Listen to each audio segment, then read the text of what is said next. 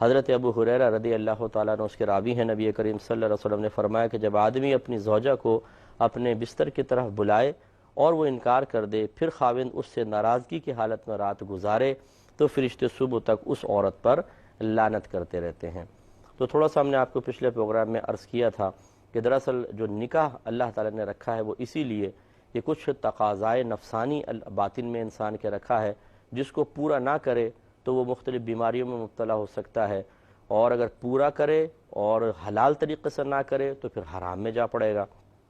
تو شریعت نے پھر نکاح کا ایک تصور پیش فرمایا کہ یہ تقاضائے نفسانی جو اللہ نے رکھا ہے یہ پورا ہو اور حلال طریقے سے ہو۔ اب جب وہ کوئی شخص نکاح کر لیتا ہے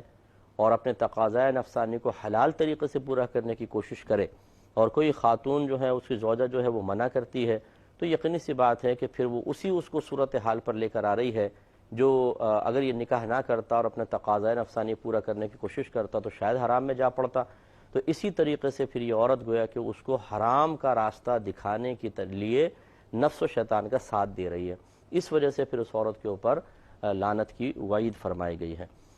لیکن اب اس میں جیسے یہ سرکار نے فرمایا کہ پھر خاوند اس سے ناراضگی کی حالت میں رات گزارے، تو اس کا مطلب یہ نہیں ہے کہ رات میں اگر بلائے عورت منع کرے تو حرام، اور دن میں وہ بلائے اور اب منع کرے تو حرام نہیں ہے۔ اصل یہ ہے کہ جب شوہر اس سلسلے میں بیوی کو بلاتا ہے اور کوئی صحیح شرعی عذر نہ ہو تو بیوی پر اطاعت واجب ہو جاتی ہے، ورنہ وہ شدید گناہگار ہوگی۔ اور اب میں نے پچھلے پروگرام کے لاسٹ میں آپ کو بتایا تھا کہ یہ اس صورت میں ہے کہ جب عورت کے ساتھ کوئی صحیح شرعی عذر نہ ہو، اگر ہے تو پھر یہ نافرمانی نہیں کہلائے گی اور نہ وہ لعنت کی مستحق ہوگی۔ جیسے مثال کے طور پہ روزہ رکھا ہوا ہے، رمضان کا روزہ، نفلی نہیں رمضان کا روزہ رکھا ہوا ہے، اور اب شوہر اس کو تقاضۂ نفسانی کی تکمیل کی دعوت دیتا ہے، تو اب تو عورت پہ فرض ہے کہ منع کرے، کیونکہ وہ فرض روزے میں ہے اور فرض روزہ نہیں توڑا جا سکتا، بلکہ اگر قصدن عمدن وہ توڑیں گے تو دونوں پر 60 روزے کفارے کے لازم ہوں گے اور ایک روزہ قضا کا، اور 60 روزے لگاتار رکھنے ہیں، یعنی پورے کے پورے ایک ساتھ، درمیان میں گیپ نہیں ہونا چاہیے۔ خاتون کا ہو سکتا ہے وہ ایام مخصوص آئیں تو وہ بس اتنا گیپ چل جائے گا، لیکن مرد کے لیے حکم یہ ہوتا ہے کہ اگر یہ 59 روزے رکھ چکا ہے اور ایک بھی روزہ چھوڑ دیا لاسٹ والا، دوبارہ نئے سرے سے گنتی شروع کرے گا۔ تو اب یہ بہت سخت ہے، تو اب عورت اب منع کر سکتی ہے۔ اسی طریقے سے اگر وہ خاتون حالت نماز میں ہے یا پھر ایام میں ہے، مخصوص ایام میں، اس میں بھی تعلق جسمانی قائم کرنا حرام ہے، قرآن نے منع فرمایا ہے، بلکہ یہ تو فرض ہے عورت اس کو روکے اور اس میں تعاون نہ کرے۔ اسی طریقے سے اگر پرائیویسی نہیں ہے کہیں پر، یعنی کسی کے اچانک، جیسے بعض لوگ گھر میں دروازے میں کنڈی نہیں ہے، کسی مہمان بن کے چلے گئے اور کسی کے بھی اچانک آ جانے کا اندیشہ ہے، تو یقینی سی بات ہے کہ انسان ریزرو ہو کر بیٹھتا ہے، اور ایسا کوئی معاملہ نہیں ہوتا کہ کسی کی کھڑکی سے نگاہ پڑ جائے، کوئی اچانک گھر میں کمرے میں داخل ہو جائے، تو پھر اس کے لیے لازم سی بات ہے کہ ریزرو ہو کے بیٹھنا ہوگا۔ اب اگر عورت منع کرتی ہے اس وجہ سے تو اس کی گنجائش نکلے گی، اب وہ لعنت کی مستحق نہیں ہے۔ اسی طرح شدید بیماری وغیرہ ہے، عورت کے ساتھ بہت مرض ہے، وہ تکلیف میں ہے، وہ منع کر سکتی ہے۔ تو یہ آزار صحیح ہیں، لیکن اگر ایسا کچھ بھی نہیں ہے اور خواہ مطلب یہ کہ نخرے یا چھوٹی کوئی وجہ، چلو ناراضگی کی بھی چل رہی ہو، فرض کر لیں، لیکن وہ وجہ کوئی اتنی بڑی نہیں ہے، کوئی معقول وجہ نہیں ہے، تو اس میں پھر اطاعت نہ کرنا یہ شدید عورت کے لیے وعید کا سبب ہے کہ ساری رات اس کے اوپر فرشتے لعنت کرتے رہتے ہیں۔ تو اس سے ذرا ہماری کچھ بہنیں بھی درس حاصل کریں۔ بعض اوقات ایسا ہوتا ہے کچھ خواتین مجبور محض ہوتی ہیں، وہ تو شوہر سے ڈر کر اس کی ناراضگی کے باوجود یا ناچاکیوں کے باوجود اطاعت کی طرف مائل ہو جاتی ہیں، لیکن بعض خواتین ایسی ہوتی ہیں کہ جن کے پیچھے کچھ بیک ہوتی ہے، ان کے بھائی ہیں اور یا پورا خاندان آ کے کھڑا ہو جائے گا، یا ویسی وہ مطلب شوہر اس سے دبتا ہے، اس کے پیسے سے، اس کے حسن و جمال سے، اس کے بڑے خاندان کی بنا پر، یہ پھر شوہر کو وہ حقیقی عزت نہیں دیتی ہیں، بلکہ یہ کہتی ہیں کہ بھئی شوہر کو تو بھئی ایک لیول تک رکھتی ہوں میں، اس کے بعد تو اگر وہ ذرا بھی کرنے لگے تو پھر میں اپنا رنگ دکھا دیتی ہوں۔ وہ رنگ کیا ہے جی؟ وہ نافرمانی کا رنگ ہے۔ وہ سمجھتی ہیں کہ شاید یہ مجھے اللہ نے ایک طاقت سے نوازا ہے، باقی عورتیں تو دبی رہتی ہیں، کمزور ہیں، میں کمزور نہیں ہوں۔ میں آپ کو یقین سے کہتا ہوں جو عورتیں اس معاملے میں کمزور ہیں، کم از کم میدان معاشر میں شرمندہ نہیں ہوں گی،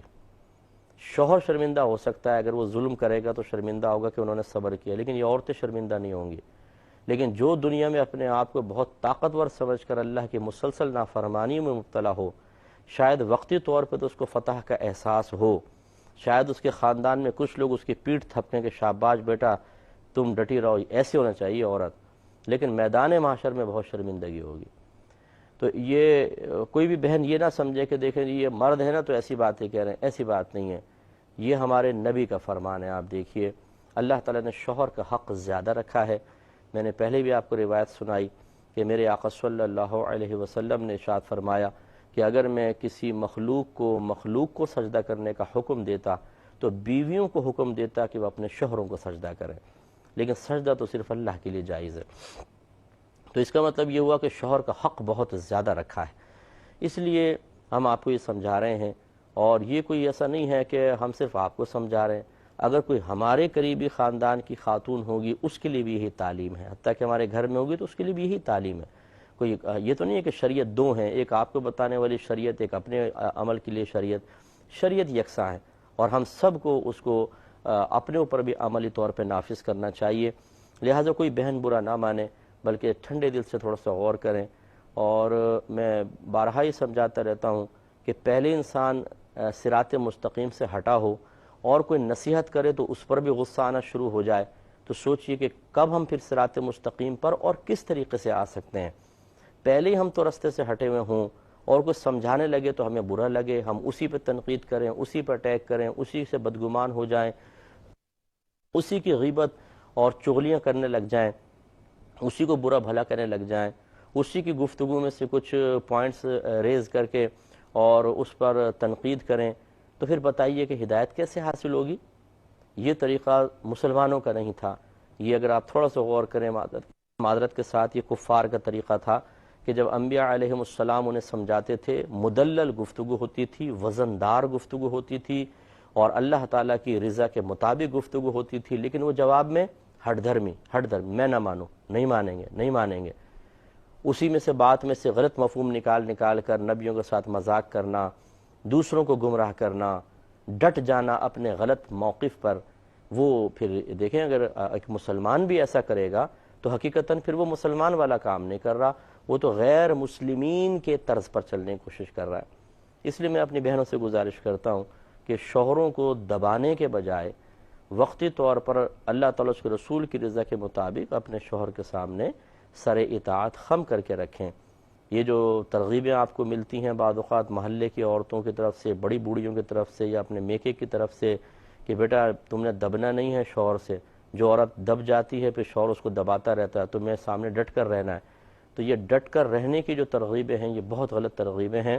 میں شوہروں کی حوصلہ افزائی نہیں کر رہا ہوں، بارہا اگر آپ ہمارا بیان سنیں، میں اور یہی کہتا ہوں،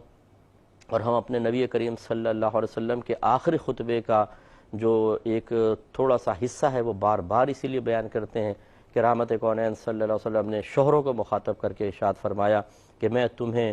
تمہاری بیویوں کے معاملے میں تمہیں اللہ سے ڈراتا ہوں، یہ اللہ تعالیٰ نے ان کو تمہارے تابع کیا ہے، یہ کمزور ہیں، ان کے ساتھ برا سلوک نہ کرنا۔ تو نبی کریم صلی اللہ علیہ وسلم نے اپنے آخری خطبے میں جس میں بہت ہی امپورٹنٹ کلام کرنا تھا، اس میں بھی خاص طور پر خواتین کا ذکر فرمایا۔ تو جو مرد اپنی زوجہ کو کمزور سمجھ کر اس پہ ظلم کرے وہ بھی بدبختی کا شکار ہے اور آخرت میں پھنسے گا، لیکن اگر زوجہ بھی مقابلے میں ایسا کرے گی تو پھر گھر بھی خراب ہوتا ہے، ذہنی سکون تباہ ہوتا ہے، بچوں پہ غلط اثرات مرتب ہوتے ہیں، اور جب شوہر ظالم تھا تو عورت نے بھی ایسا عمل کر کے خود کو بھی ظالمہ بنا لیا۔